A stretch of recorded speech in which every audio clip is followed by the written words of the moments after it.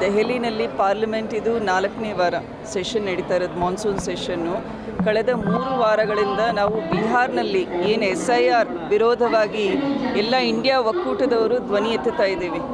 ಮೊನ್ನೆ ರಾಹುಲ್ ಗಾಂಧಿಯವರು ಕರ್ನಾಟಕಕ್ಕೂ ಕೂಡ ಬಂದುಬಿಟ್ಟು ಯಾವ ರೀತಿ ಮತಗಳ್ಳತನ ಆಗ್ತಾ ಇದೆ, ಡೂಪ್ಲಿಕೇಟ್ ವೋಟ್ಸ್ ಆಗ್ತಾ ಇದ್ದಾರೆ ಅನ್ನೋದ್ರ ಬಗ್ಗೆ ಡೆಲ್ಲಿನಲ್ಲೂ ಕೂಡ ಸುಮಾರು 2 ಅವರ್ಸ್ ಎಲ್ಲ ಪ್ರೆಸ್ನವ್ರನ್ನ ಕರೆದು ಡೀಟೇಲಾಗಿ ಎಕ್ಸ್ಪ್ಲೇನ್ ಮಾಡಿದ್ದಾರೆ.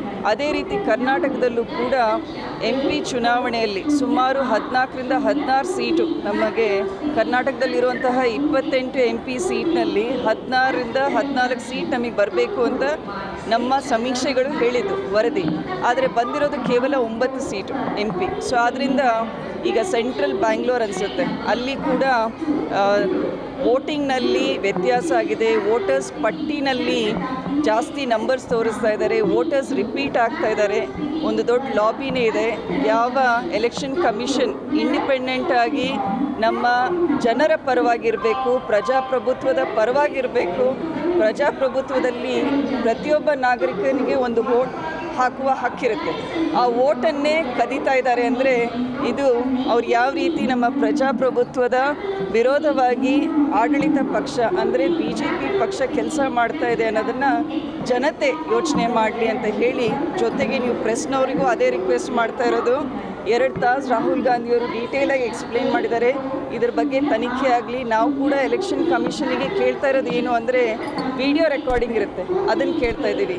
ಇನ್ನೊಂದು ಸಾಫ್ಟ್ ಕಾಪಿ ಕೇಳ್ತಾ ಇದ್ದೀವಿ ವೋಟರ್ಸ್ ಲಿಸ್ಟಿಂದು, ಅದೇನು ಕೊಡ್ತಾ ಇಲ್ಲ ಎಲೆಕ್ಷನ್ ಕಮಿಷನ್ ಅವರು ಮೋದಿಯವರ ಒಂದು ಕೈಗೊಂಬೆಯಾಗಿ ಕೆಲಸ ಮಾಡ್ತಾ ಇದ್ದಾರೆ. ಚಾಲೆಂಜ್ ಮಾಡಿದ್ದಾರೆ ಮೇಡಮ್, ಅವರು ಸಾಬೀತು ಮಾಡಲಿ ಆರೋಪನ ಅಂತ ಮಾಡ್ತಾರೆ. ನಾವು ಕೂಡ ಅವ್ರಿಗೆ ಕೇಳ್ತಾ ಇರೋದು ಪ್ರತಿಯೊಂದು ಮತಗಟ್ಟೆಯ ಡೀಟೇಲ್ಸ್ ಕೇಳ್ತಾ ಇದ್ದೀವಿ. ಅದನ್ನು ಎಲೆಕ್ಷನ್ ಕಮಿಷನ್ ಕೂಡ ಕೊಡಲಿ. ನಾವು ಕೂಡ ತನಿಖೆಗೆ ರೆಡಿ ಇದ್ದೀವಿ ಅಂತಲೇ ರಾಹುಲ್ ಗಾಂಧಿಯವರು, ಮಲ್ಲಿಕಾರ್ಜುನ್ ಖರ್ಗೆ ಅವರು ಹೇಳ್ತಾ ಇದ್ದಾರೆ. ಆದ್ದರಿಂದ ರಿಕ್ವೆಸ್ಟ್ ಮೀಡಿಯಾ ಕೂಡ, ನಮಗೂ ಕೂಡ ವಿರೋಧ ಪಕ್ಷದಲ್ಲಿದ್ದೀವಿ ಆದರೆ ಜನತೆ ಪರವಾಗಿದ್ದೀವಿ. ಆದ್ದರಿಂದ ನೀವು ಕೂಡ ನಮಗೆ ಸರಿಯಾದ ಒಂದು ಪ್ಲ್ಯಾಟ್ಫಾರ್ಮ್ ಕೊಡಿ ನಮ್ಮ ಧ್ವನಿಯನ್ನು ಎತ್ತಲಿಕ್ಕೆ ಅಂತ ನಿಮಗೂ ಕೂಡ ರಿಕ್ವೆಸ್ಟ್ ಮಾಡ್ತೀವಿ. ದಾವಣಗೆರೆಯಲ್ಲಿ ಕೂಡ 2 ಲಕ್ಷ ಟಾರ್ಗೆಟ್ ಮಾಡ್ಕೊಂಡಿದ್ದು ಮತದ ಆಗುತ್ತೆ ಅಂತ ಹೇಳಿ ತಾವು ಲೀಡಲ್ಲಿ ಆಗುವಂಥ ಸಮೀಕ್ಷೆನೂ ಇತ್ತು, ತಾವು ಮಾಡ್ಕೊಂಡಿದ್ದು ವೈಯಕ್ತಿಕವಾಗಿ. ಈಗ ಇಲ್ಲಿ ಕಡಿಮೆ ಅಂತರದಲ್ಲಿ ಜಯ ಆಗಿದೆ. ಇಲ್ಲಿ ಏನಾದರೂ ತಮಗೆ ಅನುಮಾನ ಆ ಥರ ಇದೆ ದಾವಣಗೆರೆ? ಅಲ್ಲ, ಅನುಮಾನ ಒಂದು ಕಡೆಯಿಂದ ಎಲ್ಲ ಕಡೆ ಸಮೀಕ್ಷೆ ಮಾಡಿದರೆ ಗೊತ್ತಾಗುತ್ತೆ ಯಾವ್ಯಾವ ಬೂತ್ಗಳಲ್ಲಿ ಏನೇನು ವ್ಯತ್ಯಾಸ ಆಗಿದೆ. ಬೂತ್ನಲ್ಲಿ ವೋಟರ್ಸ್ ಡಿಲೀಟ್ ಆಗಿರೋರು ಎಷ್ಟು ಜನ ಇರ್ತಾರೆ, ಅಥವಾ ಒಂದೇ ವೋಟರ್ ID ಇರೋರು 4-5 ಕಡೆ ವೋಟ್ ಹಾಕ್ತಾ ಇದ್ದಾರೆ. ಒಂದು ಸೆಟ್ ಪ್ಯಾಟರ್ನ್ ಫಾಲೋ ಮಾಡ್ತಾ ಇದ್ದಾರೆ. ಬಿಹಾರ್ನಲ್ಲಿ ಎಲೆಕ್ಷನ್ ಆಯಿತು, ನೆಕ್ಸ್ಟ್ ಮಹಾರಾಷ್ಟ್ರ, ಈಗ ಮಹಾರಾಷ್ಟ್ರ ಮುಗೀತಾ ನೆಕ್ಸ್ಟ್ ಬಿಹಾರಿಗೆ ಹೋಗ್ತಾರೆ. ಸೊ ಒಂದು ತಂಡನೇ ಇದೆ. ಈ ತಂಡ ಇಡೀ ಕಂಟ್ರಿನಲ್ಲೇ ಓಡಾಡ್ತಾ ಇದೆ. ಇದ್ರ ಬಗ್ಗೆ ಪ್ರೆಸ್ನವರು ಕೂಡ ನಿಮ್ಮದು 1 ಅವರ್ ಪ್ರೋಗ್ರಾಮ್ ಮಾಡ್ತಿರಲ್ಲ, ನಮ್ಮ ಕಾಂಗ್ರೆಸ್ ಪಕ್ಷದಲ್ಲಿ ಏನು ರಾಹುಲ್ ಗಾಂಧಿಯವರು ಆರೋಪ ಮಾಡಿದ್ದಾರೆ, ಸಾಬೀತು ಕೂಡ ಮಾಡಿದ್ದಾರೆ. ಎಕ್ಸಾಂಪಲ್ಸ್ ಕೊಟ್ಟು ಸುಮಾರು 7 ಅಡಿ 8 ಅಡಿಯಷ್ಟು ಫೈಲ್ ತೋರಿಸಿದ್ದಾರೆ. ಅದನ್ನು 8 ಅಡಿ ಡಾಕ್ಯುಮೆಂಟ್ಸ್ ಇದೆ, ಪ್ರಿಂಟೆಡ್ ಡಾಕ್ಯುಮೆಂಟ್ಸ್ನ. ಅದನ್ನು ನಾವು ಪ್ರತಿಯೊಂದು ಡಾಕ್ಯುಮೆಂಟ್ನ ಎಕ್ಸಾಮಿನ್ ಮಾಡಿದ್ದೀವಿ ಅಂತ ಹೇಳ್ತಾ ಇದ್ದಾರೆ. ಹೌದ್ರಿ, ಹೌದು, ಎಲ್ಲ ಮಾಹಿತಿ ಇದೆ ಅಲ್ಲ ನಿಮ್ಮ ಹತ್ರ. ಮತ್ತೊಂದು ಪ್ರೋಗ್ರಾಮ್ ಮಾಡಿ ನೀವೆಲ್ಲರೂ ಮೀಡಿಯಾದವರು, ಪ್ರತಿಯೊಂದು ಚಾನೆಲ್ ಒಂದು ಪ್ರೋಗ್ರಾಮ್ ಮಾಡಿ ನಮ್ಮ ಪರವಾಗಿ ನೀವು ಕೂಡ ನಿಲ್ರಿ, ಪ್ರಜಾಪ್ರಭುತ್ವದ ಪರವಾಗಿ ನಿಲ್ಲಿ ಅಂತ ಹೇಳಿ. ಈ ಬಗ್ಗೆ ದಾವಣಗೆರೆಯಿಂದ ಹೆಂಗೆ ಹೋರಾಟ ಇರ್ತದೆ?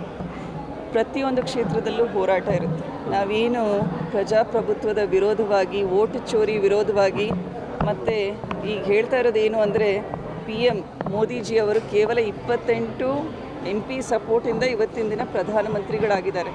ಸೊ ಇದರ ವಿರೋಧವಾಗಿ ಇವತ್ತು ಪ್ರತಿಯೊಂದು ಸ್ಟೇಟ್ನಲ್ಲೂ ಕೂಡ ಕಾಂಗ್ರೆಸ್ ಪಕ್ಷದ ನಾಯಕರು ಮತ್ತು ಪ್ರತಿನಿಧಿಗಳು ನಾವು ಕೆಲಸ ಮಾಡ್ತೀವಿ.